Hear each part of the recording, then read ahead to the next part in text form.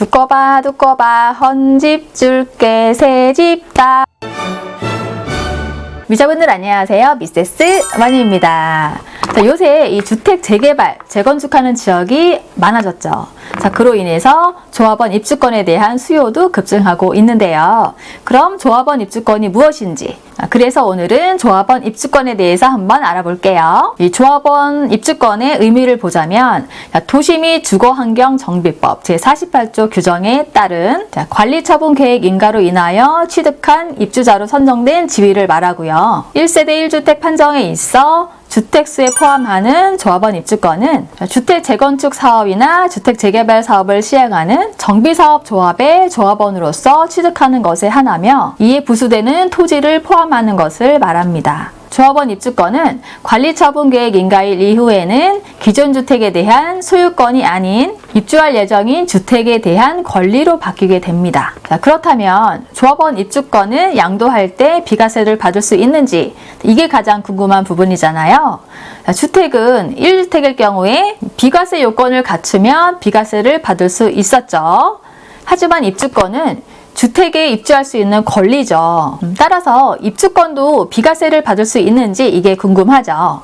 정답은 입주권도 비과세 요건을 갖추면 비과세를 받을 수 있다입니다. 자, 앞에서 우리는 주택 비과세 요건을 배웠었죠. 자, 1세대 1주택일 경우에는 2년 이상 보유를 하면 비과세를 적용받을 수 있었고, 또 이 한 세대에서 일시적으로 2주택이 되었을 경우에는 A주택과 B주택의 취득일자는 최소 1년 이상이 벌어져야 하고, 새로 주택을 취득한 날로부터 종전주택을 3년 이내에 매도했을 때 일시적 1가구 2주택 비과세를 받는다, 이렇게 배웠었잖아요. 이 두 가지 원리가 입주권의 비과세 판단 여부에도 그대로 적용이 됩니다. 자, 그럼 조합원 입주권의 비과세 요건 한번 알아볼게요.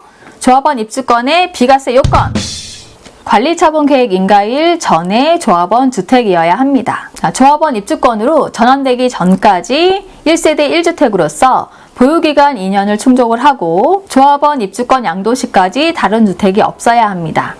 관리처분 계획 인가일 이후라도 실제 주택으로 사용한 경우에는 그 퇴거일까지 주택 보유 기간으로 인정이 됩니다. 자, 그럼 이번에는 조합원 입주권 일시적 1세대 2주택에 대해서 한번 알아볼게요. 관리처분계획 인가로 인해서 거주하기 위한 대체주택을 취득한 경우가 되겠죠. 관리처분계획 인가일 전에 취득한 주택으로, 그러니까 A주택이 되겠죠. 조합원 입주권으로 전환되기 전까지 주택으로서 보유기간과 거주기간을 충족을 하고, 대체주택, B주택을 취득한 지 3년 이내에 조합원 입주권을 양도하면 비과세가 됩니다. 자, 반대로 이 조합원 입주권으로 전환되기 전까지 1세대 1주택이 보유기간 2년을 충족하고, 이번에는 기존 주택이 A주택이에요.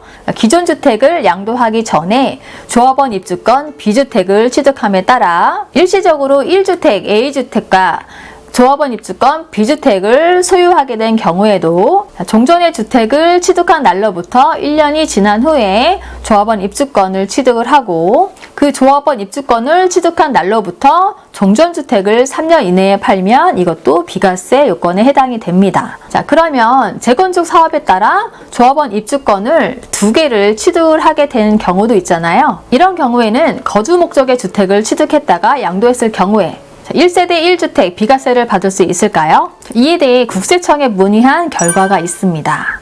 국내에 1주택을 소유한 1세대가 재건축 사업에 따라 조합원 입주권 2개를 취득하고 입주권 2개를 보유한 상태에서 재건축 사업 시행 기간 동안 거주하기 위해 다른 주택을 취득할 경우에는 1세대 1주택 비과세 특례 적용을 받을 수 없다라는 결론이 나왔습니다.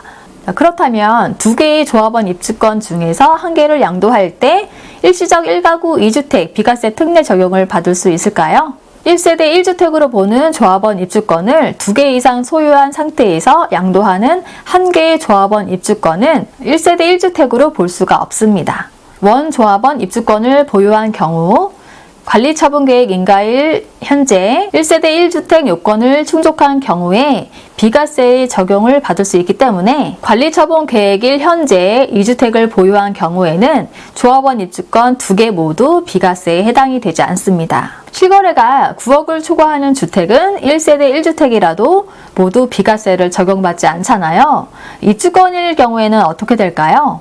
입주권도 같다고 보시면 됩니다. 실거래가 9억 원 초과 조합원 입주권은 1세대 1주택자에게 적용이 되는 양도소득세 비과세 대상에서 제외된다는 점도 기억하세요. 조합원 입주권은 장기 보유 특별공제 대상이 될까요? 조합원 입주권은 권리이기 때문에 장기 보유 특별공제 대상은 아닙니다. 기존에 보유하고 있다가 관리처분 계획을 받게 된 경우에는 주택을 보유한 기간과 권리를 보유한 기간으로 나누어서 보게 됩니다. 아파트 취득일로부터 관리처분 계획 인가일 전까지는 주택으로 보유한 기간을 인정해서 장기 보유 특별공제가 적용이 되고요. 관리계획 처분 인가일 이후부터 양도일까지는 권리를 보유한 기간으로 보기 때문에 장기 보유 특별공제 적용을 받을 수가 없습니다. 따라서 2013년 1월 1일 이후로 조합원 입주권을 양도하는 경우에는 관리처분 계획 인가 전의 양도 차익에 대해서만